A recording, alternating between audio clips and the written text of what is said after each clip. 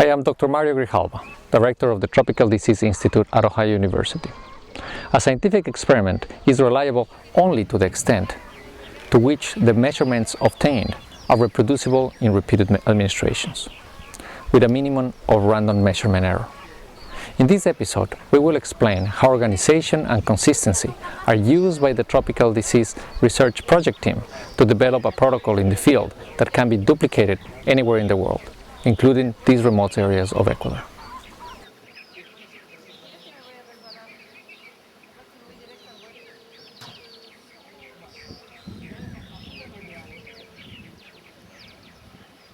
Each scientific study is designed to answer a particular question or set of questions.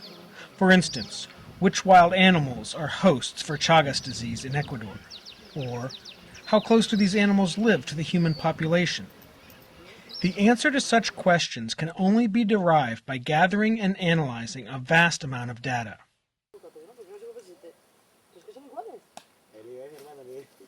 Each summer, the Tropical Disease Research Project coordinates a variety of specific scientific studies, each study with the ultimate goal of identifying and eradicating Chagas disease in Ecuador.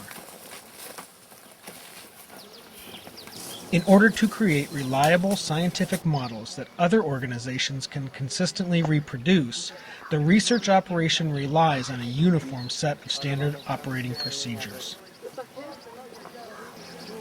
When a person initiates research, there are several documents that need to be taken into account to be able to guarantee the quality of the information, from the collection of data to the analysis and the publication of the investigation. Those documents are the working instructions and the standard operating procedures. They are going to work basically as the guide for the researcher to process all of the information from the gathering until the analysis. Each and every study conducted by the Tropical Disease Institute is based on solid scientific data. Whether gathered in the field, processed in the laboratory, or analyzed in Quito, every piece of data needs to be meticulously identified, recorded, and tracked in a central database.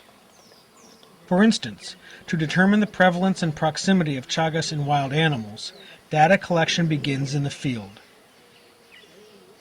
Clearly written working instructions ensure standard operating procedures and streamline the data collection into a step-by-step process.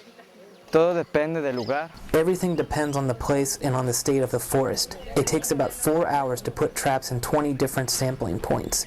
Each point has 3 traps with various places where you can put each trap.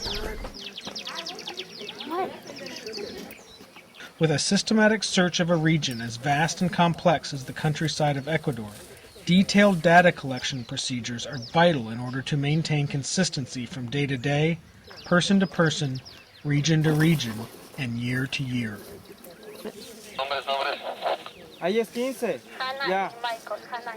In this particular study, data collected in the field is simply the first step in a long process attempting to understand the animal reservoir in the wild.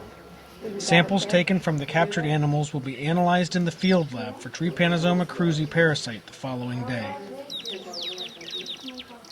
It takes a great deal of work and a meticulous attention to detail to gather this kind of high-quality, reliable data, but the resulting knowledge is worth the effort. So this trap is going to arrive to the lab, and here in the lab we take that code and enter that in our forms, and then we give a individual number to that animal. So we have the connection between the number of the animal and the number of the trap, so we can know that this animal was in that trap that belongs to that geographic position. So we can link that way the samples.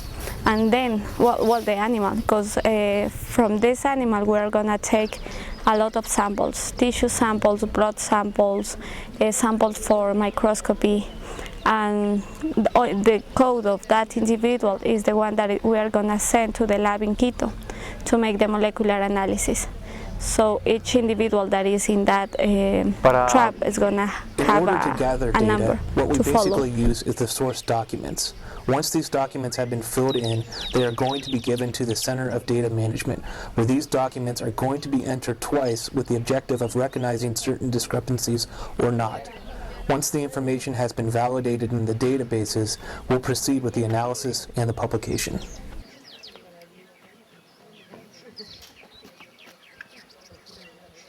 To the point of implementation, then your implementation must include Eventually, the analysis of this data and the knowledge that it brings will be shared with the scientific community, healthcare organizations, and the community at large in the form of publications, presentations, and future projects funded by research grants and proposals.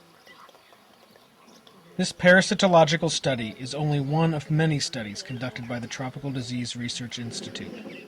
Separate research projects are conducted simultaneously, whether investigating animal nests in the wild, rooting out chinchorro infestations in local homes, or scrutinizing Chagas-related healthcare issues in local hospitals.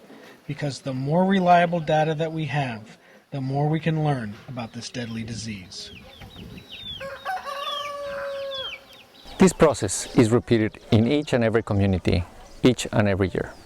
Slowly but surely, the Tropical Disease Research Project is building a reliable database, continuing the study of Chagas disease in Ecuador. In the next episode, we will explain how students from around the world play a valuable role in this ongoing process. Join us, won't you?